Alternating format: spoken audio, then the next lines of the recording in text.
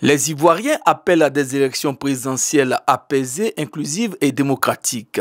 Une volonté affichée et portée par la coalition pour l'alternance pacifique en Côte d'Ivoire, Cap Côte d'Ivoire, qu'il a à nouveau martelé à l'occasion de son premier grand meeting de mobilisation organisé le samedi 31 mai 2025. La place Figues-Gaillot dans la commune de Yopougon a été prise d'assaut par plusieurs dizaines de militants, membres des 24 partis politiques dans l'opposition que constitue cette coalition non idéologique. Toutes les figures de proue de cette coalition étaient présentes avec leurs différents états-majors. Le vice-président Georges-Philippe Ezalé conduisait la forte délégation du PDCI-RDA en l'absence du président Tidiane Thiam, président de la conférence des chefs d'État des partis politiques membres de Cap Côte d'Ivoire hors du pays. Une élection présidentielle d'accord, mais pas dans n'importe quelles conditions. Les leaders de la coalition pour l'alternance pacifique en Côte d'Ivoire ont, à l'occasion de ce grand rassemblement de l'opposition, rappelé les exigences pour cette élection que la Cap Côte d'Ivoire veut apaiser, inclusive et transparente. Charles Blé Goudé, président du Congrès de la jeunesse panafricaine COGEP, par ailleurs président du comité d'organisation, a salué ce grand rassemblement des Ivoiriens qui n'aspirent qu'à la paix à travers des élections apaisées et inclusives.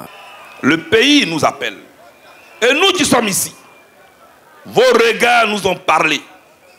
Vous nous avez demandé de nous rassembler. Vous nous avez demandé de nous rassembler. Partout où nous sommes passés, votre seul regard a suffi pour nous interpeller. Vos larmes nous ont interpellés. Vos tristesses nous ont réunis. Et nous nous sommes regroupés au-delà de notre ego, au-delà de nos ambitions personnelles. Nous voici regroupés au nom de Cap Côte d'Ivoire.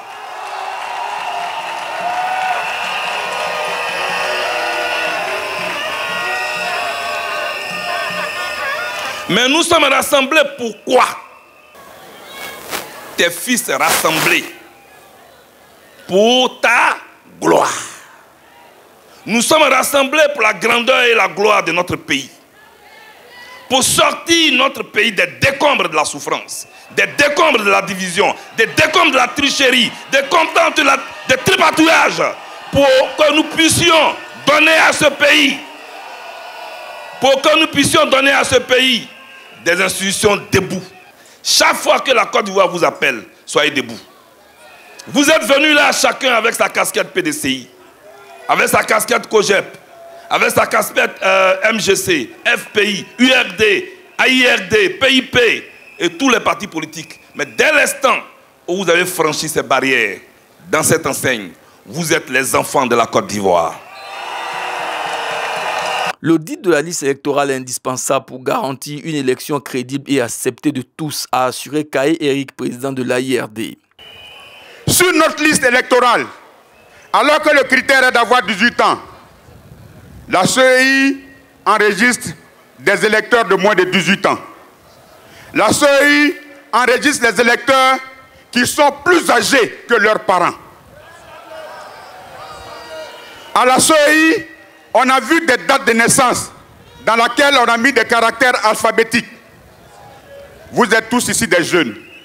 Est-ce que lorsque vous partez sur Facebook, sur TikTok, quand on demande votre date de naissance, est-ce que vous pouvez mettre à cette place-là ABC? Est-ce que vous pouvez mettre NC? C'est ce que nous avons vu à la CEI. Le découpage électoral est également pour nous une préoccupation. Le système que nous avons n'est donc pas fiable. Et c'est pour cela que nous avons demandé une chose, son audit. L'audit du système. L'audit de la liste électorale. Mais qu'est-ce qu'un audit? L'audit, c'est de nous asseoir et de dérouler le système.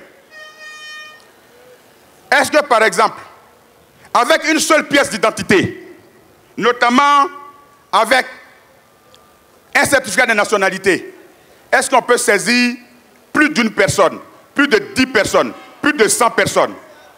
Si nous auditons le système et que nous nous asseyons pour le tester et que cela est possible, nous allons demander à la CEI, dans ces conditions, de changer son système d'information. Le parti au pouvoir a tort de mépriser les revendications de l'opposition politique, a déploré Pascal Affinguessan, président du Front populaire ivoirien FPI, qui exige la dissolution de la commission électorale indépendante et la réforme intégrale du système électoral avant les élections présidentielles d'octobre 2025. Notre rassemblement d'aujourd'hui est en même temps une interpellation une interpellation adressée au RHDP et à Alassane Ouattara. Une interpellation adressée à Alassane Ouattara et au RHDP pour leur dire qu'ils ont tort de mépriser les revendications de l'opposition politique. Qu'ils ont tort de ne pas accorder d'importance aux partis politiques qui sont dans l'opposition. Qu'ils ont tort de croire qu'ils peuvent faire un passage en force à l'occasion des élections de 2025. Parce que nous sommes là, debout, mobilisés, pour empêcher ce passage en force. Nous demandons la dissolution de la commission électorale actuelle. Nous exigeons la dissolution de la commission électorale actuelle. Parce que Alassane Ouattara a pris cette commission électorale en otage. La commission électorale indépendante est prise en otage par Alassane Ouattara et le RHDP, qui sont nos adversaires. Ceux que nous allons affronter en octobre 2025. Est-ce que dans une compétition, qu'elle soit sportive ou politique, un candidat peut accepter que l'arbitre soit du côté de son adversaire? Nous ne pouvons pas l'accepter. Et c'est pourquoi nous demandons la dissolution de la CEI. Parce que cette CEI-là est prise en otage par Ouattara et le RHDP. Mais comment l'ont-ils pris en otage? Ouattara a profité du chaos de 2011 pour asseoir une CEI à sa solde et pour verrouiller le processus électoral en Côte d'Ivoire. Figurez-vous que sur 630 commissions électorales locales, Alassane Ouattara a réussi à placer ses partisans, ses militants à la tête de 610 commissions électorales locales. C'est-à-dire que 97% des commissions électorales locales sont dirigées par des militants du RHDP. Est-ce qu'on peut accepter ça? Sur 18 membres de la commission centrale, Alassane Ouattara a réussi à prendre en otage 15 membres de la commission électorale centrale. Est-ce qu'on peut accepter ça? Le président de la commission électorale indépendante, soi-disant indépendante, ne manque aucune occasion pour faire la démonstration qu'il est au service du RHDP. Pour le PDCI-RDA, l'élection présidentielle du 25 octobre 2025 doit être inclusive, a déclaré Georges-Philippe Ezalé, vice-président du parti, pour qui seuls les Ivoiriens devront choisir leur prochain président. Le moment est venu d'agir ensemble pour des élections justes, transparentes, inclusive et apaisée. Dans 5 mois, dans 21 semaines, dans 147 jours exactement. Pour ce faire, cela a été dit tout à l'heure, il nous faut obtenir un audit de la liste électorale. Pour cela, il nous faut également obtenir une réforme de la CEI. Mais ce n'est pas tout. Ce n'est pas tout. Il faut également organiser une élection inclusive sans aucune exclusion, ni au niveau des candidats, ni au niveau des électeurs. Le gouvernement doit convoquer le dialogue politique avec les partis politiques pour préparer les élections apaisées, inclusives et transparentes, a affirmé Simone Yves Gbagbo, président du mouvement des générations capables MGC, par ailleurs porte-parole de la CAP Côte d'Ivoire. Depuis le 10 mars 2025, nous avons lancé cet appel. Mais depuis le 9 août 2024, nous avions posé au gouvernement 8 demandes claires de réforme pour obtenir des élections justes, des élections transparentes, des élections vraiment fondées sur la paix, sur la démocratie, sur le respect du citoyen, sur le respect de nos lois.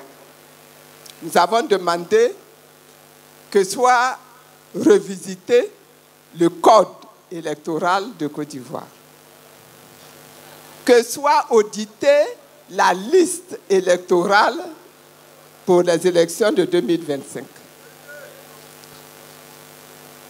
Nous avons même demandé d'annuler la CEI qui existe actuellement pour créer une nouvelle CEI en Côte d'Ivoire. Nous voulons, pour les élections qui viennent là, une CEI dans laquelle il n'y a aucun représentant des partis politiques. Nous avons demandé de revoir le découpage électoral pour rendre ce découpage-là pour l'ajuster, pour que le découpage devienne équitable. Nous voulons que ça ne soit pas imposé, mais qu'on s'asseye, qu'on discute, et puis qu'on arrête ensemble le critère. Et une fois que le critère est arrêté, on respecte le critère. C'est ça le sens du dialogue politique. Physiquement absent de ce premier meeting de Cap Côte d'Ivoire, dont il est le président de la conférence des présidents des partis politiques qui la composent, le président Cheikh Tidiane Thiam, président du PDCI-RDA, s'est exprimé par visioconférence. Le leader du PDCI-RDA invite le gouvernement à faire preuve de bon sens et de modération pour la tenue d'élections apaisées répondant aux normes internationales. La CAP, c'est un tout. Pour moi, c'est ce que la Côte d'Ivoire peut produire de mieux.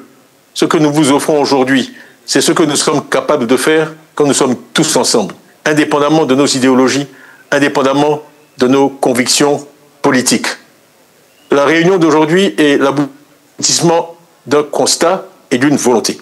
Le constat, c'est que, en plus de 60 ans, nous ne sommes pas arrivés à avoir dans notre beau pays une élection pluraliste, apaisée, et sans contestation et sans violence. La volonté, c'est la volonté de tous les partis d'opposition réunis ici, de sortir de ce cycle malheureux qui a fait tant de mal à notre pays et d'avoir en 2025 les conditions d'une élection apaisée.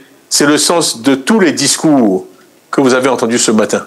Nous invitons le pouvoir à faire preuve de bon sens et de modération afin que le rendez-vous d'octobre prochain se passe dans la paix et selon les normes internationales. Les Ivoiriens veulent tout simplement s'exprimer librement. C'est une aspiration légitime. Et il faut que le scrutin se déroule d'une manière telle que son résultat reflète vraiment la volonté des Ivoiriens. L'élection présidentielle dans notre système politique est fondamentale. Fondamentale. C'est la plus importante. Et donc, il faut que son résultat soit issu d'un processus électoral important. Tout ce qui vous a été dit ce matin sur la révision des listes électorales, l'audit de la liste électorale, avoir une CEI digne de ce nom, c'est cela qu'on appelle la démocratie. Il faut adresser une mention spéciale aux responsables chargés de la sécurité lors de ce meeting pour leur implication réussie. Absolument que nous puissions nous mobiliser tous et que nous puissions nous mettre à la disposition du PDCI-RDA. Déjà, on le fait dans nos sections, dans nos PCB. Maintenant, on vous propre pour que vous puissiez assurer la sécurité de tous les événements du PDCI à Abidjan. Maintenant, si à Yamoussoukro, on nous appelle et qu'on nous transporte, on ne va pas refuser. Mais c'est pour Abidjan. Ça s'applaudit, ça s'applaudit.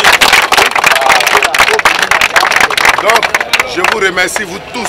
On a aujourd'hui à peu près 200 personnes. D'accord?